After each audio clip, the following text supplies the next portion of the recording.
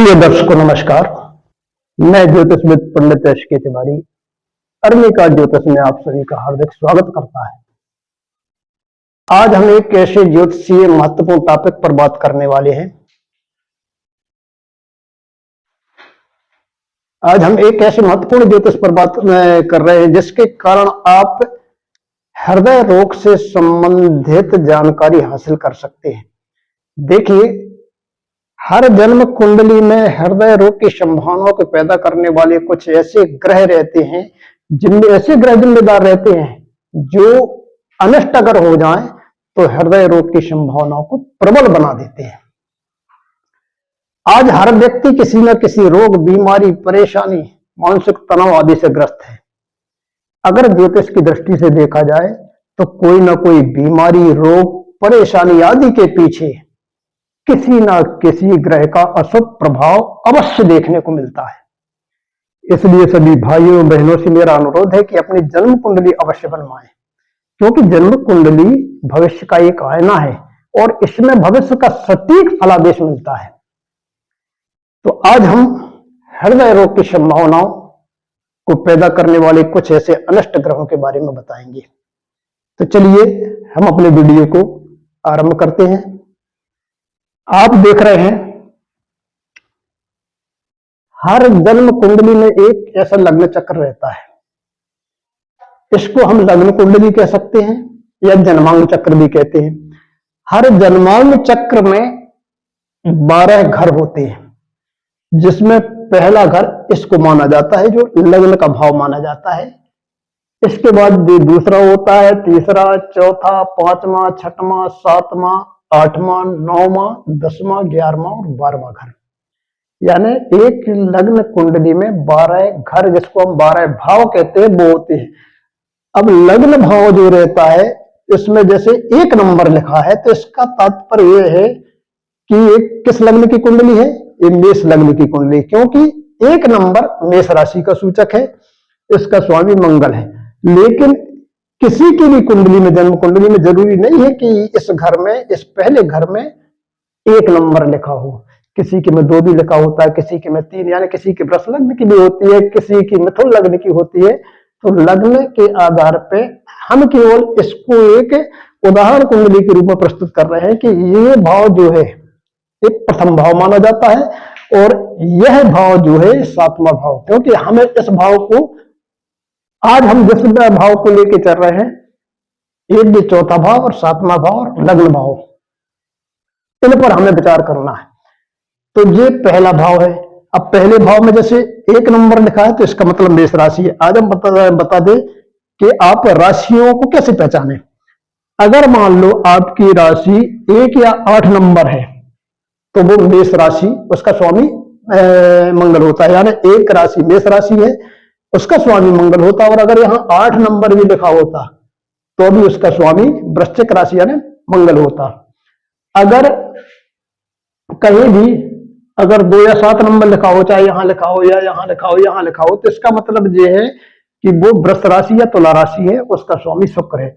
मैंने सब राशियों का विवरण यहां दे दिया है, उससे आप समझ सकते हैं कि किस राशि का स्वामी कौन होता है। जैसे 1 और 8 मेष और वृश्चिक राशि, उसका स्वामी मंगल होता है। 2 और 7 यानी वृष और तुला का स्वामी शुक्र होता है। 3 और 6 मिथुन और कन्या का स्वामी बुध होता है। 9 और 12 यानी धनु और मीन राशि का स्वामी गुरु होता है। अगर 10 और 11 लिखा हो कहीं भी, तो मकर और कुंभ राशि है, इसका स्वामी शनि होता है। और 4 राशि लिखी हो तो समझिए कर्क राशि है, इसका स्वामी चंद्र। और 5 लिखा हो तो सिंह राशि है, इसका स्वामी सूर्य होता है। अब हम इसको लेके चलते हैं। आज हमें ज्ञात करना है कि हृदय रोग की संभावनाएं कैसे पैदा होती हैं, इसके लिए कौन से ग्रह अनिष्ट कारक होते हैं। तो सबसे पहले आप ये देखिए कि ये 4था भाव है। इसको आप देखेंगे कि ये भाव आपका बहुत महत्वपूर्ण है। 4था भाव है, ये राशि नहीं है। लेकिन अगर मान लो इस, क्योंकि 1 2 3 ये चौथा, यानी जो 4था भाव माना जाता है। अब हृदय रोग के लिए महत्वपूर्ण ग्रह कौन सा होता है? 4, यानी अगर यहां पर कर्क राशि है, कर्क राशि यानी कर्क राशि की संख्या 4 ही होती है। ये तो भाव है। लेकिन अगर यहां मान लो 4 नंबर भी लिखा है तो समझिए कि वो कर्क राशि है। तो कर्क राशि का स्वामी कौन होता है? चंद्रमा। तो इसका तात्पर्य यह है कि कर्क राशि अगर यहां है तो कर्क राशि और इसका स्वामी चंद्रमा कहीं भी हो वो चतुर्थेश माना जाएगा। जैसे मान लो यहां 4 लिखा है तो इसका सीधा सीधा अर्थ कर्क राशि है। कर्क राशि अगर 4 चौथे भाव में है तो वो हृदय रोग की संभावना को पैदा करता है। अगर मान लो यहां साथ में चंद्रमा ही बैठ जाए इसका स्वामी, तब तो और ज्यादा प्रबल संभावना हो जाएंगी। यदि मान लो ये चतुर्थेश कहीं भी हो, कर्क राशि यहां है, चतुर्थेश कहीं भी बैठ जाए, यहां बैठ जाए, यहां बैठ जाए, उसे यह मान लो लग्न भाव में बैठ जाए, तो ये सब हृदय के कारक होते हैं। यानी कर्क राशि और इसका स्वामी चंद्रमा जो है, चतुर्थेश जो होता है, समझे, वो हृदय का कारक है। अब क्यों? अगर मान लो आप देखिए कि मंगल जो है, मंगल क्या है? रक्त है। मंगल रक्त का निर्माण करता है। दूसरी बात, चंद्र जो है, चंद्र रक्त का संचार करने वाला ग्रह है। क्या है? रक्त का संचार, रक्त संचार ग्रह चंद्रमा को माना गया है। और सूर्य जो है वो रक्त को नियंत्रित करता है, रक्त का नियंत्रण ग्रह है। तो मंगल, चंद्र और सूर्य तीनों ग्रह बहुत महत्वपूर्ण हैं किसी भी हृदय रोग की संभावना को पैदा करने के लिए। अब अगर अपन मानते हैं, मैं जल्दी जल्दी बताऊंगा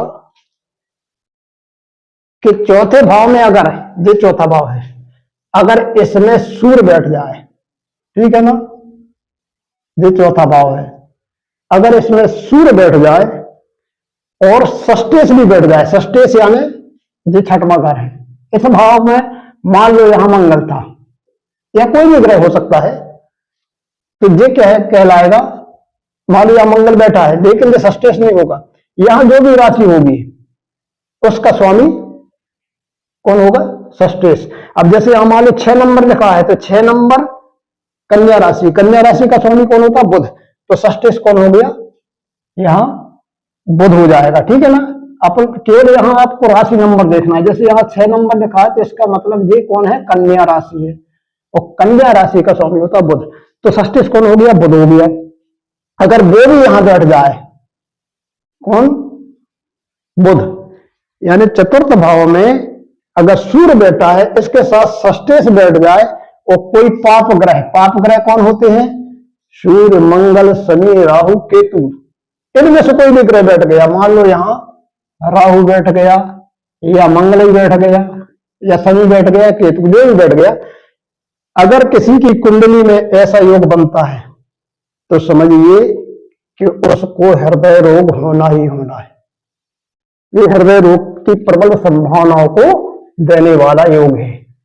अब आगे चलते हैं। अगर मान लो 4 में, ये चौथा भाव, चौथे भाव को ज्यादा देखेंगे, पर अगर यहां मंगल भी बैठ गया, मंगल के साथ सूर्य भी बैठ जाए, दोनों पाप ग्रह हैं, मंगल के साथ सूर्य भी बैठ गया और साथ में शनि बैठ गया या कोई भी पाप ग्रह बैठ गया, तो ये भी हृदय रोग की संभावनाओं को पैदा करते हैं। तीसरी बात, अगर मंगल के साथ यहां केतु बैठ जाए, मंगल के साथ में अगर यहां केतु बैठ गया, दोनों पाप ग्रह हैं, तो कोई भी पाप ग्रह अगर 4 में अगर 2 पाप ग्रह बैठ जाते हैं, 3 पाप ग्रह बैठ गए, तो समझिए कि वो हृदय रोग को बढ़ाने वाले ग्रह हैं, हृदय रोग को पैदा करने वाले ग्रह हैं।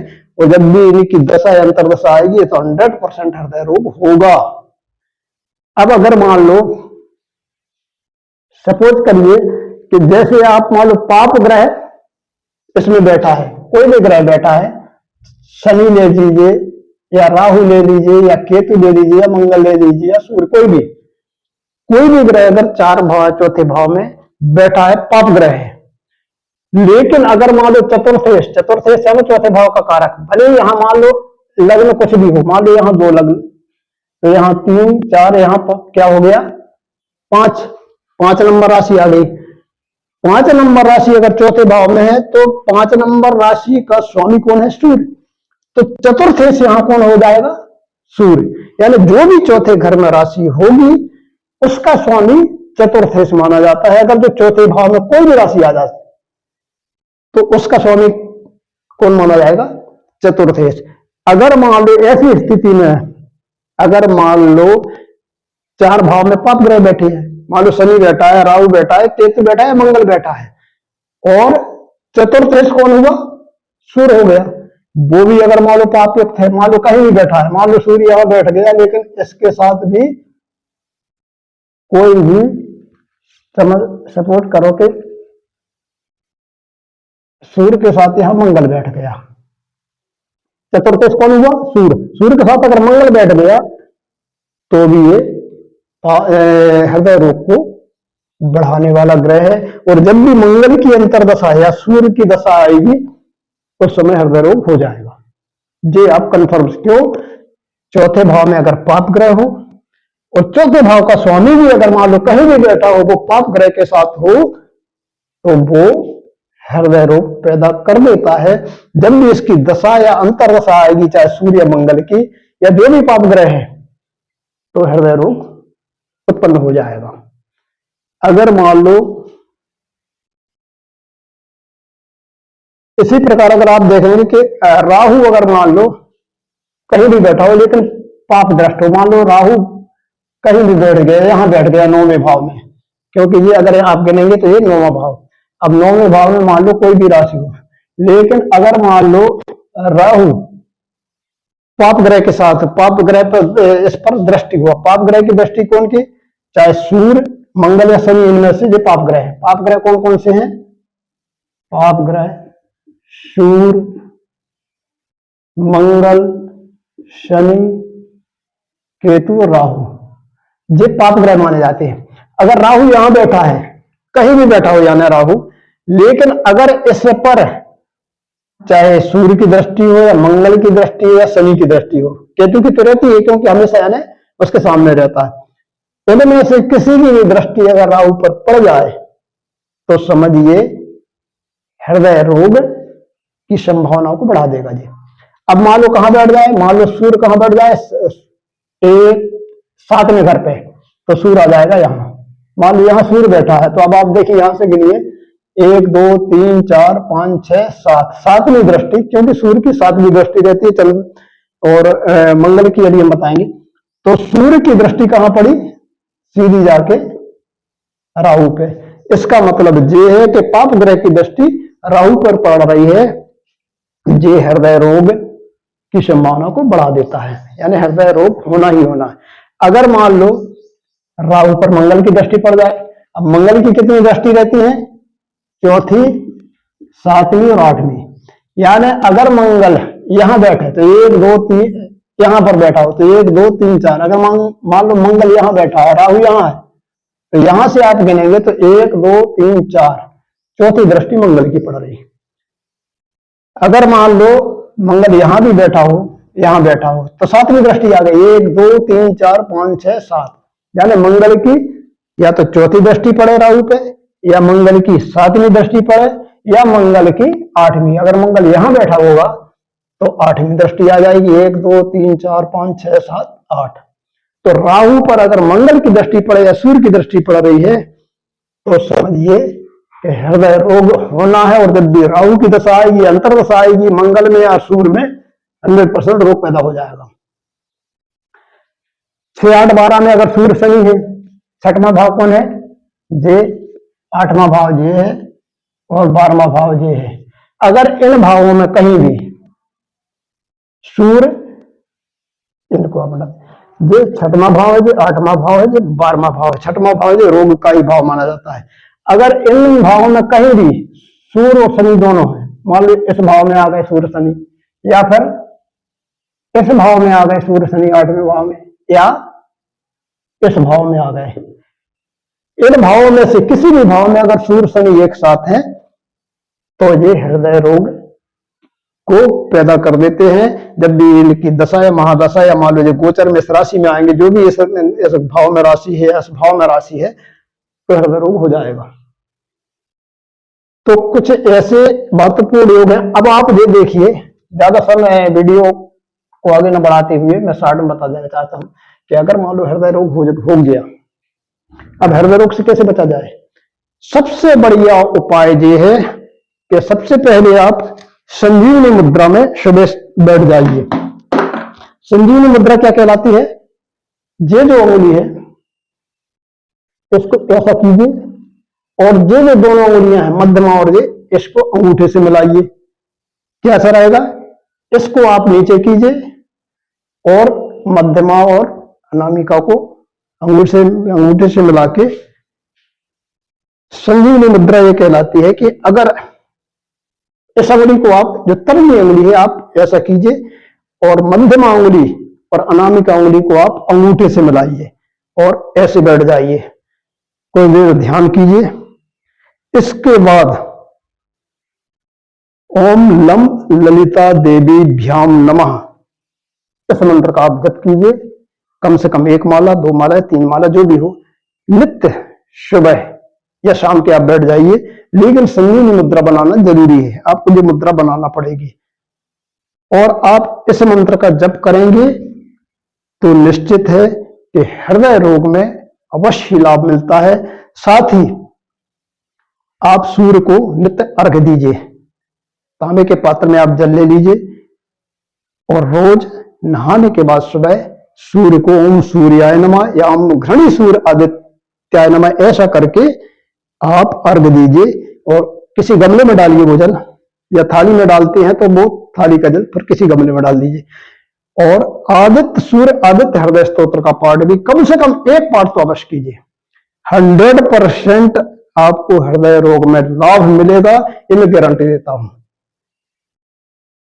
अगली वीडियो में मैं उच्च रक्तचाप और निम्न रक्तचाप के बारे में भी बताऊंगा। इसके पूर्व में आप लोगों से अनुरोध करना चाहता हूं कि मेरे इस चैनल को लाइक करें, सब्सक्राइब करें, ताकि आपको मेरा वीडियो सबसे पहले देखने को मिले। धन्यवाद।